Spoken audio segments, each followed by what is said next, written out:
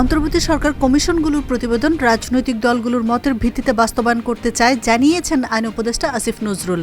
আজ foreign service একাডেমিতে আয়োজিত ব্রিফিংয়ে এইসব কথা বলেন আসিফ নজরুল। 16টি ক্ষেত্রে প্রায় 150টি সুপারিশ দিয়েছে নির্বাচন সংস্কার কমিশন। সকালে প্রধান উপদেষ্টার কাছে প্রতিবেদন জমা দেওয়ার পর বিকেলে সংসদ ভবনে সংবাদ সম্মেলনে এই তথ্য জানান ইসি সংস্কার কমিশনের প্রধান বদিউল আলম মজুমদার। সংস্কারের লক্ষ্যে গঠিত 4টি কমিশন তাদের প্রতিবেদন জমা দিয়েছে। প্রতিবেদনের আলোকে আগামী 1 মাসের মধ্যে সংস্কারের একটা রোডম্যাপ প্রকাশ করবে অন্তর্বর্তী সরকার। আজ রাজধানীর ফরেন সার্ভিস একাডেমিতে এসব কথা জানান পরিবেশ উপদেষ্টা রিজওয়ানা হাসান।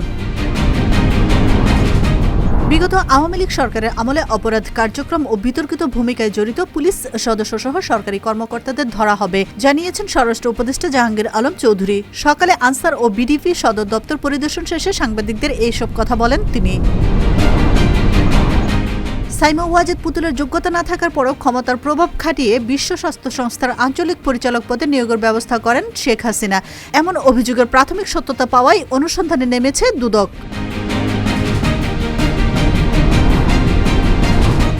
যুক্তরাজ্যের অর্থনীতি বিষয়ক মন্ত্রীর পদ থেকে সদ্য পদত্যাগ করা টিউলিপ সিদ্দিকীর স্থলে নিয়োগ পেয়েছেন লেবার পার্টির এমপি এমা রেনল্ডস।